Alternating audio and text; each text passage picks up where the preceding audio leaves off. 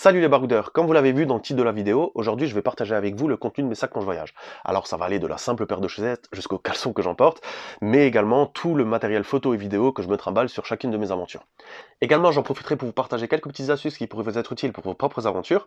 Et enfin sachez que dans la description je vous ai mis des liens d'affiliation, donc si jamais parmi les objets il y en a que je vous présente qui pourraient vous intéresser, et ben de mon côté ça me filera un petit coup de pouce. Voilà, le temps d'aller chercher mes deux sacs les amis, et c'est parti.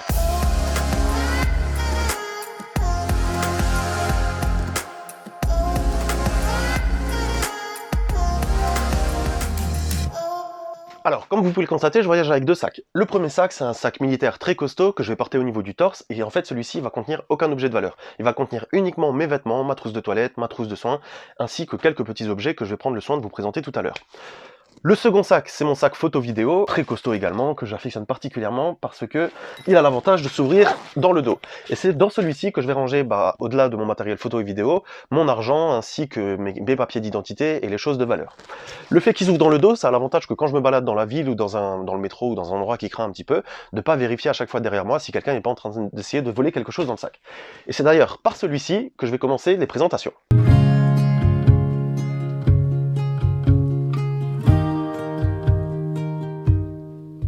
Donc, mon sac photo vidéo de la marque Jitzo, que j'affectionne particulièrement déjà parce qu'il a la particularité d'être étanche.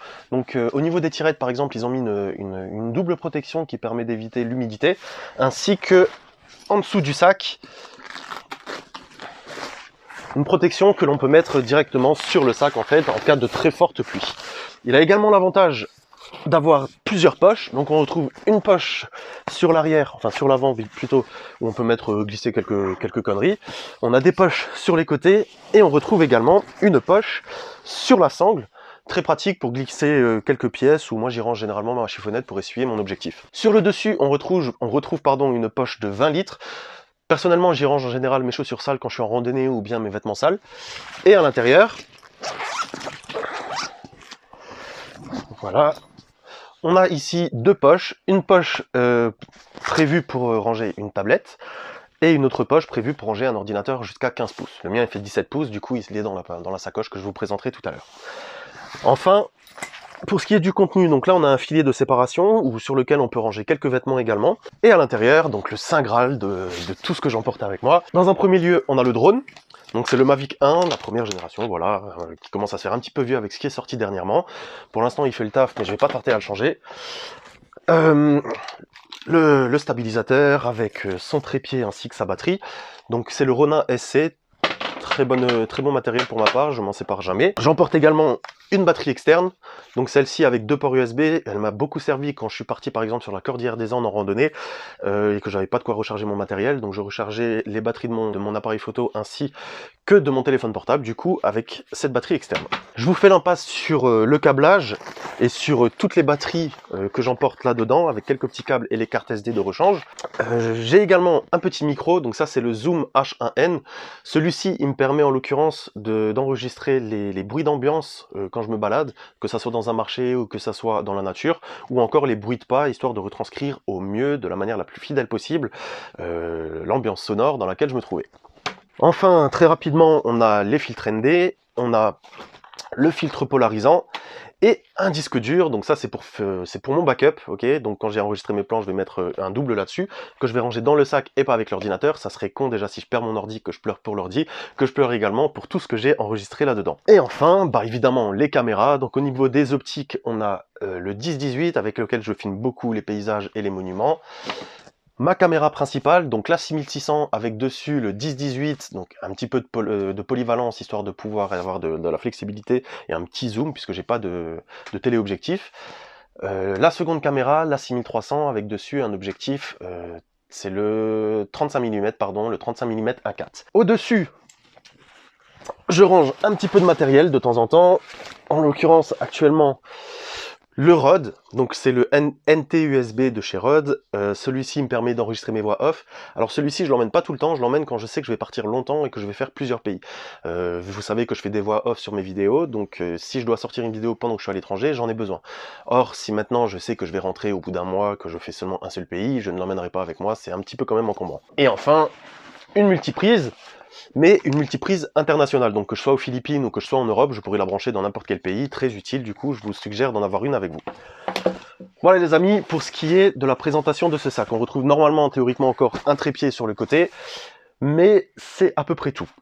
Cependant, comme je vous le disais tout à l'heure, dans ce sac, je range également mes objets de valeur. Et par objet de valeur, j'ai une petite sacoche qui m'est extrêmement chère, dans laquelle je range beaucoup de choses que je vais vous présenter avant l'autre sac.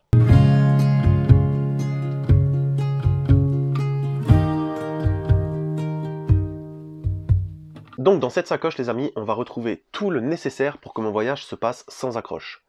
Alors déjà dans un premier temps, on retrouvera mon visa ainsi que mon billet d'avion, et sachez que tous les papiers que je vais vous présenter ici sont en double numériquement sur ma boîte mail. Ainsi, le premier outil indispensable de tout bon voyageur, le passeport, voilà, ça c'est l'outil indispensable, ainsi qu'une photocopie. La photocopie me permet tout simplement, quand je pars dans la rue, dans un pays que je ne connais pas, de ne pas emmener mon passeport, je le laisse à l'hôtel, et j'emporte avec moi uniquement la photocopie de mon passeport. Ensuite, on retrouve un carnet de vaccination. Voilà, il me permet, comme dans certains pays, de prouver que mes vaccins sont à jour. Au Sénégal, par exemple, entre autres, j'étais obligatoirement obligé de le présenter à la douane. Et dans d'autres circonstances, par exemple, quand on souhaite accéder à la forêt amazonienne depuis le Pérou, on doit présenter certains vaccins et ils me permettent de prouver que ceux-ci sont à jour. On retrouve également du liquide, ok, donc là en l'occurrence des billets de Monopoly, mais voilà, sachez que quand je pars, j'emporte avec moi à peu près 1000 € en liquide, que je sépare en deux catégories, en deux quoi, tout simplement. Une partie dans cette sacoche que je range du coup dans mon sac photo-vidéo que je vous ai présenté tout à l'heure, et une autre partie que je range dans mon porte-monnaie, qui lui est rangé dans une poche à tirettes dans mon pantalon, et je ne m'en sépare jamais. On retrouve également mon permis international, donc faites attention pour ceux qui en ont, il y a une date de validité dessus, par exemple celui-ci n'est plus valide, il était valable jusqu'au 6 mars 2020, donc ça fait une petite année que je peux plus l'utiliser, mais dans certains pays comme la Thaïlande par exemple, j'ai déjà pris une amende parce que j'étais pas capable de présenter ce permis et qu'il est obligatoire du coup pour rouler ne serait-ce qu'en 2 roues. Et on retrouve ce petit carnet les amis, donc dans ce petit carnet je vais noter différents numéros de téléphone importants, en l'occurrence celui de ma mère ou de mon père entre autres, au cas où il m'arrive quelque chose à l'étranger, mais également de quoi faire opposition à ma carte bancaire, ou tout simplement le numéro de ma bancaire.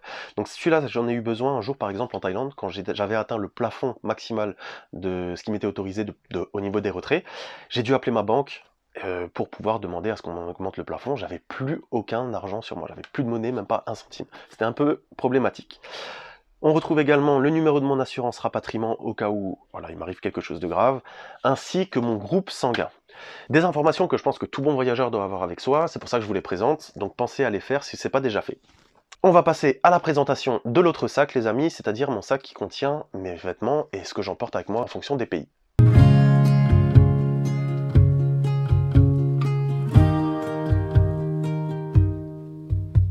Alors les amis, je vais vous présenter ce que j'emporte dans mon sac d'habits. Je vous préviens, je vous interdis de vous moquer, tout simplement parce qu'en fait, je compartimente tout ça dans mon sac avec des sacs poubelles. Dans le premier sac poubelle, on va retrouver mes vêtements, tout simplement, ok. Si je range ça là-dedans, en fait, c'est au cas où il pleut, voilà, tout simplement, que mes habits soient pas trempés, ou si quelque chose dans mon sac explose, que le tout soit protégé. Donc c'est pour ça que je vais d'avoir dans un sac poubelle mes habits, et dans un autre, tout ce qui va contenir les liquides. Dans le premier sac poubelle, très rapidement, ok, je vais pas vous faire un détail là-dessus, j'emporte avec moi 3 shorts, voilà, j'emporte 3 shorts, 3 paires de chaussettes avec une polaire au cas où, une serviette, ainsi que mes fameux t-shirts pour voyager, que vous voyez dans toutes mes vidéos. Donc il y en a 6, ok, parce que des fois je change 3 à 4 fois par jour de t-shirt quand je m'interre dans des sables mouvants ou dans ce genre de choses. Et 3 caleçons. Voilà les amis, très rapidement sur les habits. Ensuite, dans l'autre sachet, on retrouve ma trousse de toilette que je range dans un sachet de type Ziploc isotherme comme ça, donc avec une fermeture coulissante. Très rapidement également, on retrouve à l'intérieur de la mousse à raser, un rasoir, une brosse à dents, du dentifrice, une crème hydratante, un déodorant et du gel douche. Voilà, le strict nécessaire, j'emporte pas quelque chose de supplémentaire. Ensuite, dans un autre sachet, toujours de type Ziploc isotherme, donc coulissant comme ça, on va retrouver... Ah merde, c'est déjà ouvert.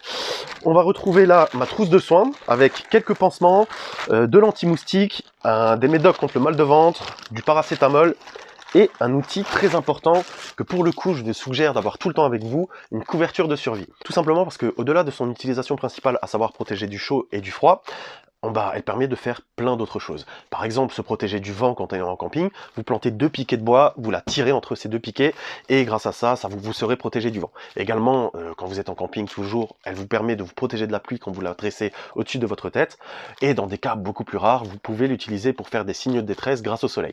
Enfin voilà, beaucoup d'utilisations au-delà de son utilisation principale, donc ayez toujours ceci avec vous, les amis. Et enfin, pour finir, une petite sacoche dans laquelle je range un petit peu de tout au niveau du matériel. On va retrouver ainsi une paille filtrante, donc ça c'est la Life Straw.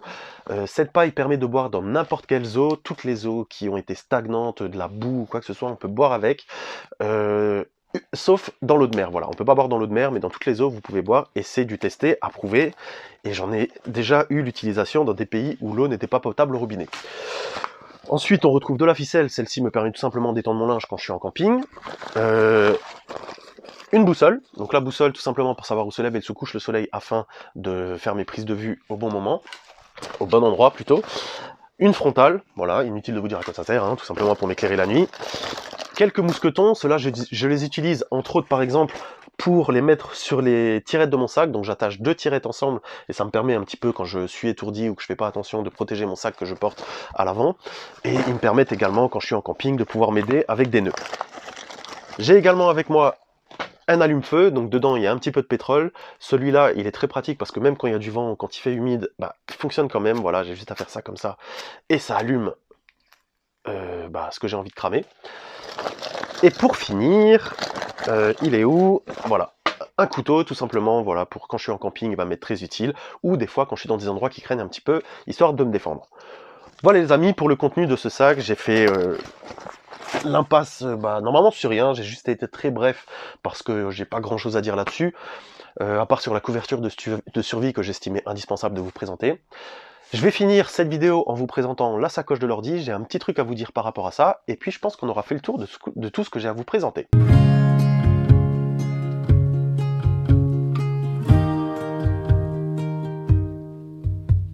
Donc ma sacoche de l'ordinateur avec à l'intérieur les amis, un vrai trésor. C'est un MSI, c'est mon outil de travail principal, donc il est super puissant.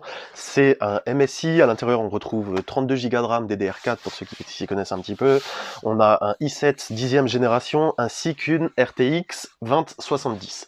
Voilà, largement de quoi pouvoir faire mes montages en 4K et également de pouvoir m'éclater quand je suis dans les moyens de transport, enfin dans l'avion ou quelque chose, je joue un petit peu.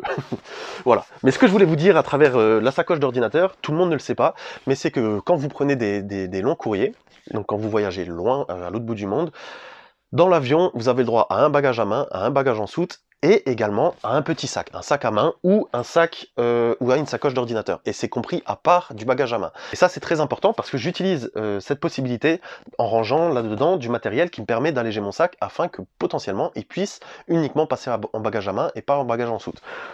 Ou alors tout simplement parce que le poids est dépassé. Voilà, donc j'en profite des fois pour ranger là-dedans du matériel qui se trouve dans mon sac de photos vidéo, histoire d'économiser un petit peu de la place. Je vous conseille d'utiliser cette technique, c'est plutôt pratique. Ma foi, je pense que je vous ai tout dit les amis, j'espère qu'à travers cette vidéo vous aurez appris des choses qui vous ont été utiles, et au-delà de ça, que cette vidéo tout simplement vous a intéressé, de voir un petit peu ce que j'emporte avec moi quand je voyage. N'oubliez pas, comme je vous l'ai dit tout à l'heure, que si jamais il y a des petites choses qui vous intéressent là-dedans, vous avez les liens d'affiliation dans la description. N'oubliez pas de vous abonner pour suivre mes autres aventures. En attendant, je vous souhaite de faire de belles rencontres et de beaux voyages les amis, et je vous dis à la prochaine dans une prochaine vidéo. Ciao!